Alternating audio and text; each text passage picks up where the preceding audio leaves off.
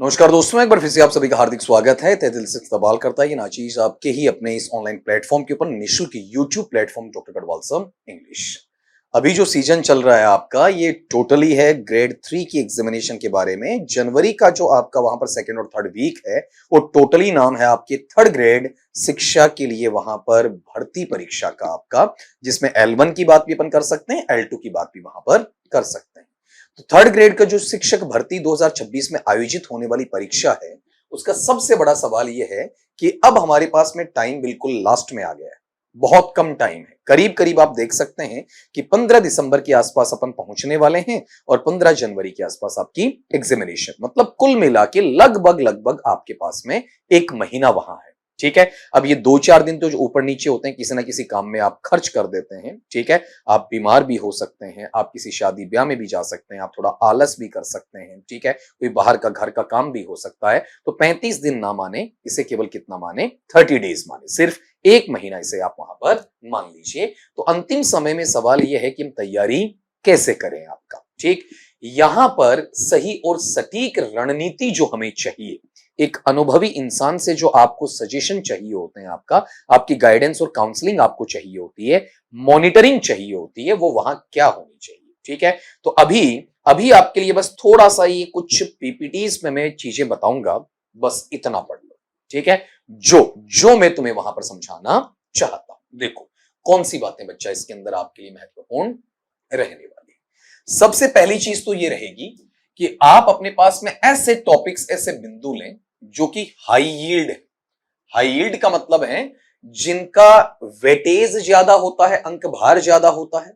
और साथ में वो पुराने पेपर्स को देखते हैं तो उन टॉपिक्स पे क्वेश्चंस हर हाल में आने ही आने होते हैं आपका। ठीक है, उन टॉपिक्स को अपन हाई यील्ड टॉपिक्स का नाम वहां पर देते हैं। इनको सर्वप्रथम आपको वहां पर प्राथमिकता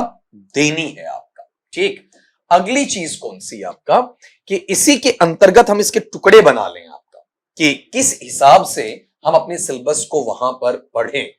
कम समय के अंदर ज्यादा कवर कैसे करें। तो हमारा जो सिलेबस या पाठ्यक्रम है, उसका विभाजन हमें खुद को करना होगा। ठीक है, ऐसे विषय, ऐसे टुकड़े, ऐसे सेगमेंट्स, ऐसे पोर्शंस, ऐसे टॉपिक्स, उनको हमें पहचानना है जिनका वेटेज, जिनका अंक भार है, वो सबसे ज्यादा होता है। पहला फैक्टर।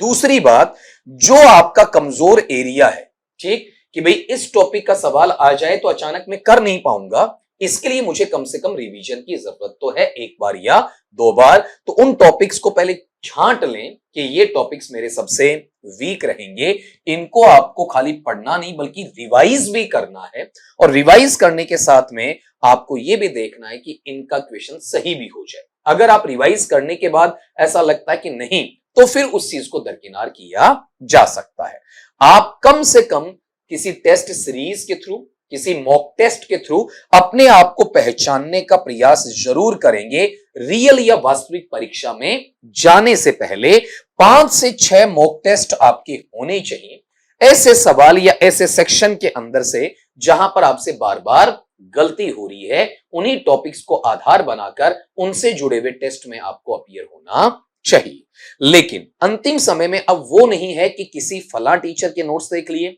फला यूट्यूबर का ये कंटेंट देख लिया, दूसरे साथी से हमने वहां पर चीजें देख ली, नई बुक है मार्केट में लॉन्च हो गई तो कुछ नया आपको मिलता है। तो इस अंतिम समय में जो आपके पास है वो मोर देन सफिशिएंट, पर्याप्त से भी ज्यादा है। उतना पढ़ लें, वही आपके लिए बहुत काफी है। इसमें नया बिल्कुल नहीं पढ़ेंगे, किसी नई किताब को, किसी नए कंटेंट को, किसी नए आपके टॉपिक को आपको हाथ लगाने की आवश्यकता बिल्कुल भी नहीं। ठीक, लेकिन सबसे बड़ी चीज है कि practice makes a man perfect. आपके लिए जहां पर जितना आप प्रैक्टिस करते हैं उतना ही आपका वहां पर फायदा होता है। यह प्रैक्टिस मेथड रिवीजन के अंतर्गत आता है, लेकिन रिवीजन केवल पुनरावृत्ति में इतना ही नहीं होगा कि आपने एक चीज को 2 बार या 3 बार पढ़ा है, उसके अंदर एफिशिएंसी भी होनी चाहिए, अर्थात दक्षता भी आनी चाहिए। अगर आपने एक टॉपिक को पढ़कर उसको रिवाइज किया है तो पहले बार के मुकाबले दूसरी बार में उसका असर, उसका प्रभाव ज्यादा परिलक्षित होना चाहिए। कम से कम आपके पास में इतना टाइम तो रहना चाहिए, ठीक है, कि 20 मिनट्स आप निकालो, 20-25 मिनट तो कम से कम निकालो आपका, ठीक है, और वो वहां पर उसको टुकड़ों में बांट लो कि ये मुझे 20 से 25 मिनट इसको देना है, ये 20 से 25 मिनट मुझे इसको देना है। अकॉर्डिंग टू इंटरेस्ट, आपकी रुचि के अनुसार उसमें 5 मिनट कम भी हो सकता है और 5 मिनट आपका ज्यादा भी हो सकता है, ठीक है। और अब अपने पास में टाइम कम है और सारे मैटर को हमें सरफिशियल नेचर के साथ में देखना है, तो जो भी आपके शॉर्ट नोट्स आपने बना रखे हैं, अब नहीं बनाए जाएंगे, जो आपने पहले बना रखे हैं, ठीक है, आपने माइंड मैपिंग का गेम खेल रखा है, तो उसको एक फास्ट एंड फ्यूरियस नेचर से, सरसरी नजर से जाने दीजिएगा आपका। ऐसे करने पर क्या होगा कि आपकी स्टडी बन जाएगी रिवर्स स्टडी। रिवर्स स्टडी के मायने क्या होते हैं कि केवल आप नोट्स ही नहीं पढ़ें, नोट्स पढ़ने के साथ साथ में जो मल्टीपल चॉइस क्वेश्चंस हैं, आपके एमसीक्यूज हैं, बहुविकल्पात्मक प्रश्न हैं, या पिछले वर्षों के जो प्रश्न पत्र हैं आपके वहां पर, जिन्हें पीवाईक्यूज आप कहेंगे, प्रीवियस ईयर क्वेश्चंस आपके, उनको सोल्व करेंगे तो उसमें पूरे के पूरे टॉपिक्स को आप रिवाइज वहां पर कर पाएंगे। और जिन क्वेश्चंस में आपसे गलती हो रही है, आप केवल उन्हीं टॉपिक्स को क्या करें, नोट्स से पढ़ लें, और जो टॉपिक्स आपके अच्छे जा रहे हैं उनको अलग से पढ़कर टाइम को वेस्ट करने की कतई आवश्यकता नहीं होगी। सबसे इंपॉर्टेंट जो आपका फैक्ट रहेगा वो क्या है कि इस एग्जामिनेशन के अंदर जो डेट या तारीख से जुड़े हुए क्वेश्चन,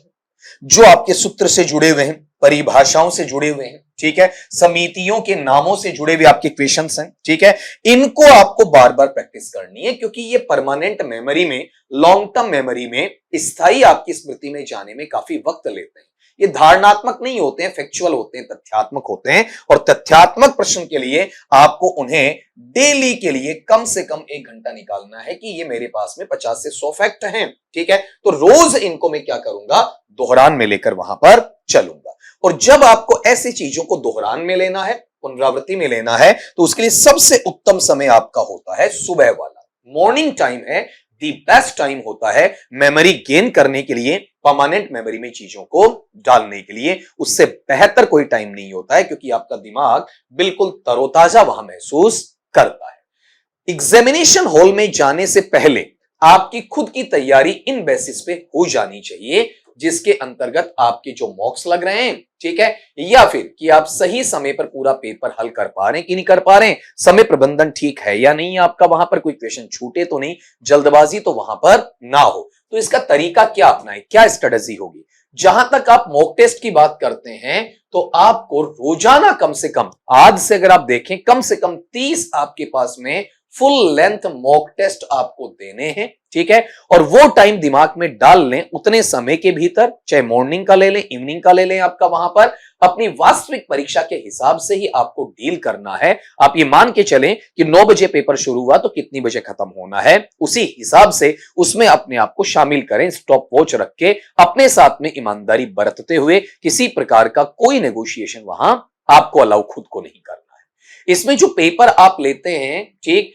उसके अंदर जो क्वेश्चन आपको आ रहे हैं, जो क्वेश्चन आपको नहीं आ रहे हैं, कौन से एवरेज हैं, मॉडरेट वाले, कौन से इजी हैं, कौन से आपके हार्ड या कॉम्प्लेक्स हैं, उनका एनालिसिस या विश्लेषण होना जरूरी है और खुद के मद्देनजर ही होना जरूरी है। लेकिन खाली टेस्ट में अपीयर होना, ये सब कुछ नहीं होगा वहां पर। इससे ज्यादा यह है, इसका डीप एनालिसिस आना चाहिए,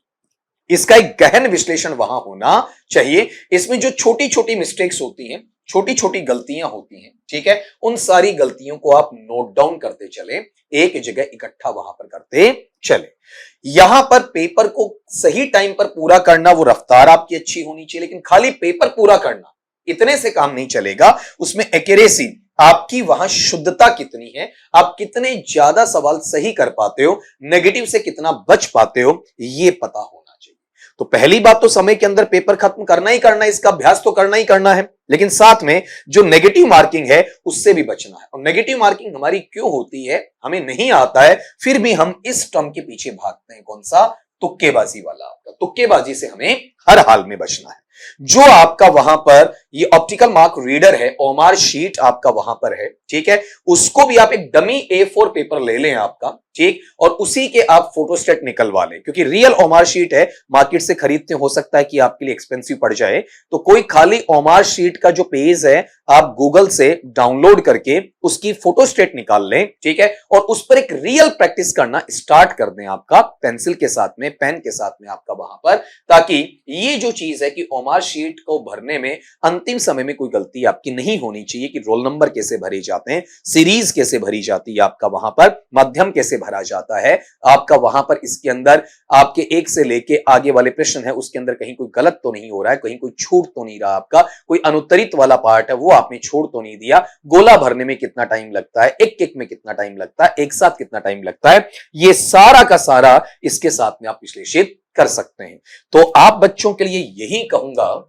कि जो अंतिम गुरु मंत्र मुझे देना चाहिए आपका, ठीक है, वो ये है कि आप शांत मन के साथ में परीक्षा में अपीयर हो जाएं, डेफिनेटली सफलता आपका इंतजार करेगी। उस वक्त एक हड़बड़ी नहीं होनी चाहिए, एक भागम भाग आपको देखने को नहीं मिलनी चाहिए। हमेशा कहा करता हूं, एक बार फिर से तुम्हें दोहरा रहा हूं आपका, कि परीक्षा कक्ष में प्रवेश लेने से पहले, वहां पहुंचने से पहले आपको कम से कम 6 से 8 घंटे की एक साउंड स्लीप, एक गहरी नींद लेना अत्यंत आवश्यक है। और पोषण की अपन बात करें तो आपको भोजन जरूर लेना है, पौष्टिक भोजन लेना है, लेकिन लेना हल्का है कि कहीं नींद ना आए आपका, ठीक है, आपको वहां पर इस हिसाब से कि भारीपन महसूस ना हो। और कई बार परीक्षार्थियों की आदत होती है कि परीक्षा जो केंद्र होता है उसके बाहर ढेर सारा जंक फूड अलग अलग वैरायटी में मिलता है, और आप क्या करते हैं उसमें टाइम बचाने के चक्कर में, या फिर ऐसा हो सकता है कि नहीं भाई आज की तो बात है जंक फूड लेंगे, वो टॉक्सिक एलिमेंट जनरेट करता है और परीक्षा के अंदर आपका शांत चित होने नहीं देता है। आप अपने इस टेंशन या स्ट्रेस जो जिसे आप तनाव कहते हैं, इसको कैसे व्यवस्थित कर सकते हैं आपका, तो आप अगर रोज कम से कम 10 मिनट, ज्यादा दें तो ज्यादा बेहतर है, लेकिन कम से कम 10 मिनट आप मेडिटेशन को दे सकते हैं,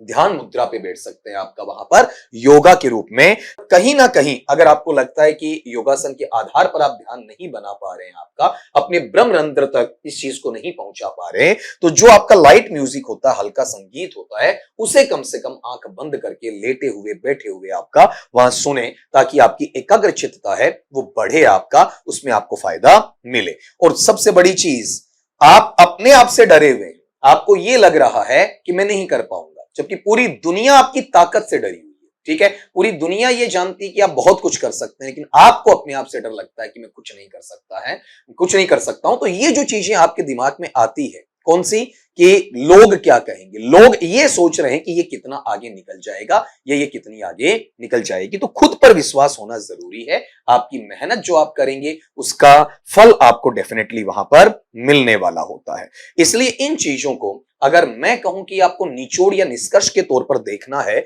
तो यहां जरूर सुनना इस चीज को, कि हम यहां पर 3 मुख्य बातों पर फोकस कर रहे हैं आपका, ठीक है, कौन सी, सबसे पहले तो हमारी प्रायोरिटी क्या है, हमें पढ़ना क्या है, ठीक है, दूसरी बात हमें रिवीजन करना है, तो आपका स्किल के साथ में होना चाहिए, आपकी एफिशिएंसी के साथ में होना चाहिए, तीसरी बात हमारा प्रैक्टिस सेशन बहुत अच्छा होना चाहिए, मॉक टेस्ट के माध्यम से होना चाहिए। ये जो 3 बातें मैंने कही, अगर इन 3 चीजों को आपने पूर्ण ईमानदारी के साथ में कुछ दिनों में पूरा कर लिया है, ठीक है, तो आप डेफिनेटली यकीन मानना, ये 100% गारंटीड फैक्ट है कि 3rd ग्रेड शिक्षक 2000 की सीट एक जो आपको चाहिए, डेफिनेटली बेटा आपकी है, ठीक है। हमारी पूरी team, doctor Garhwal sir English application की जो पूरी टीम है, वो हमारी तरफ से आपको सबको बहुत बहुत शुभाशीष है, शुभकामनाएं हैं, आपके उज्जवल भविष्य की हम वहां पर कामना करते हैं, ठीक। लेकिन अगर आप ये चाहते हैं कि सर इस पर आपको डिटेल्ड नोशन पर, ठीक है, थोड़ा सा एनालाइज और करके इसी टॉपिक पर आपको कुछ और मटेरियल हमसे जानना है, ठीक है, तो कमेंट बॉक्स में ये चीज जरूर डालें, ताकि हमें वहां पर इस चीज का रीइंफोर्समेंट मिलेगा और हम इस चीज पर आपके लिए वर्किंग जरूर करेंगे। तो एक बार फिर कहूंगा, हिम्मते मर्दा तो मददे खुदा, where there is a will there is a way, जहां चाह वहां रहा, ठीक है, you can and you will, आप कर सकते हैं और डेफिनेटली आप करेंगे।